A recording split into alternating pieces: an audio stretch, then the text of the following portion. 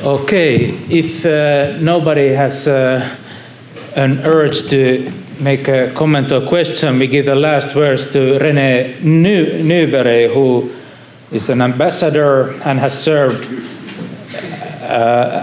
both in Moscow and Berlin as Finland's ambassador. And there was a mentioning of a Finland solution or option in earlier talk, and René has been actively participating in this intellectual debate also in the international newspapers. So I really am waiting to hear your concluding remarks on this and the whole seminar. Please have the floor. Thank you very much.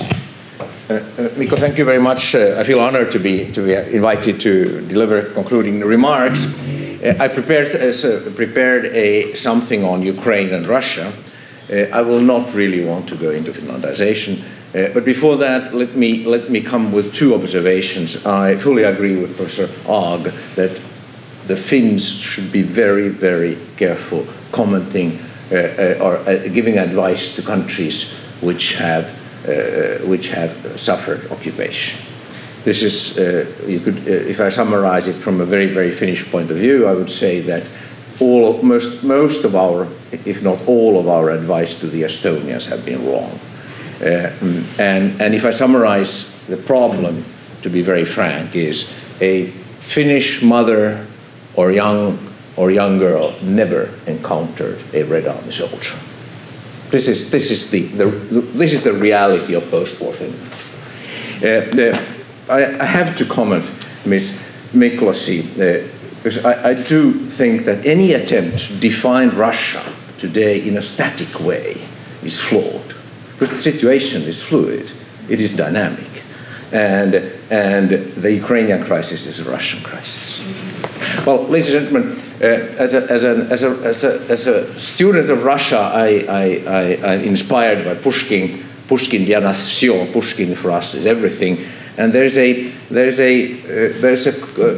Pushkin, famous Pushkin dictum that every Russian child knows, and that is, a Russian revolt is senseless and pitiless. Bespashadny I besmysleny. This is a reference to the Pugachev revolt in the 1770s, which threatened Catherine's throne. For President Putin, Ukraine's Orange Revolution of 2004 and its echo, the Maidan Revolution of 2014, were harbingers of a new Ruski Bund, Russian revolt. What alarmed the Kremlin was not just the humiliation caused by the Orange Revolution overturning a forged election results of Moscow's candidate Viktor Yanukovych. It was the fact that the outcome was determined on the streets of Kiev. Any regime change by the street is by definition a boot.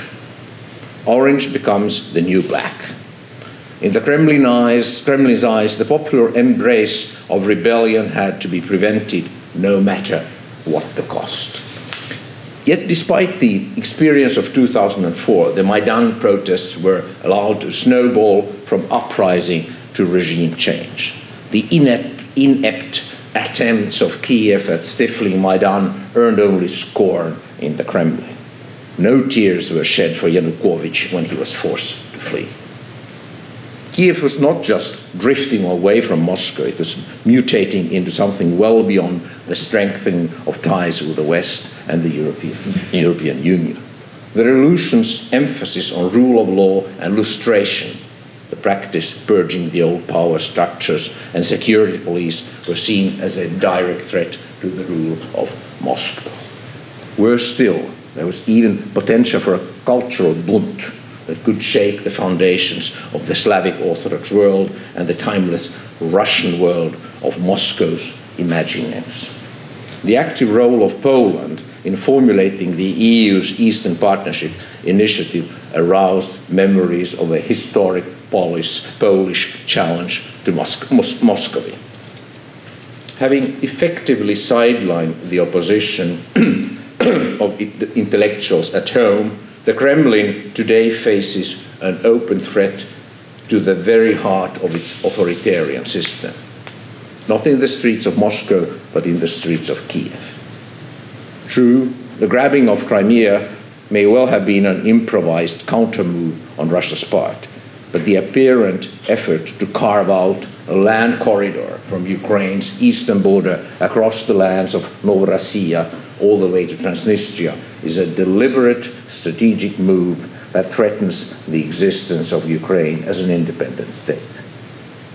The real issue for Moscow is not the future of the self-proclaimed People's Republics of Donetsk and Lugansk, but Ukraine's orientation.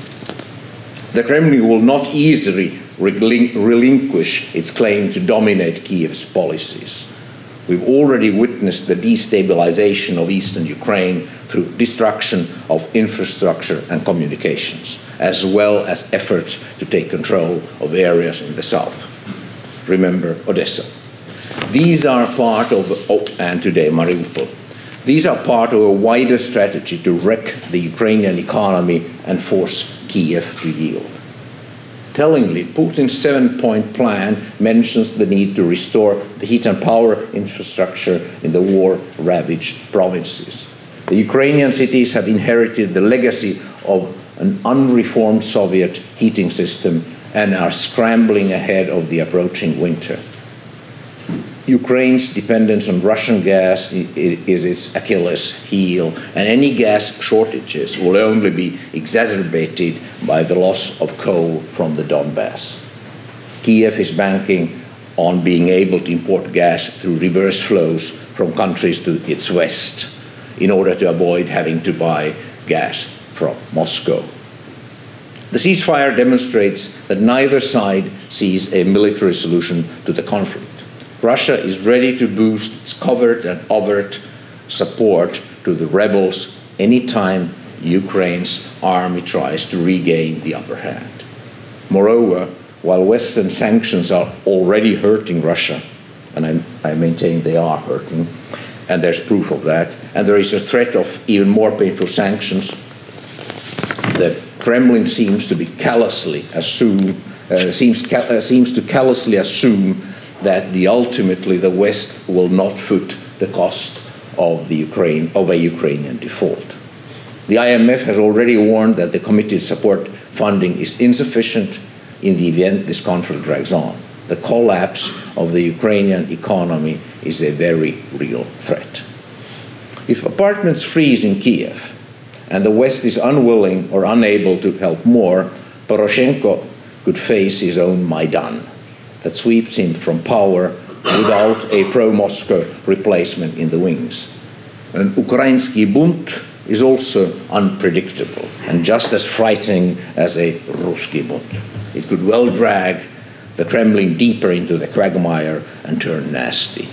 Chaos serves nobody's interests. Russia has already alienated the Ukrainians. It grabbed Crimea, but has no title to it. It has brought destruction and instability to eastern Ukraine. At the same time, the Ukrainian crisis has unified the European Union, revived NATO, and galvanized Russia's neighbors from Kazakhstan to the Baltic states and Finland. The only winner so far is China. China is the envy of Moscow. China has achieved stability by being able to renew its leadership in 10-year intervals. Thank you very much.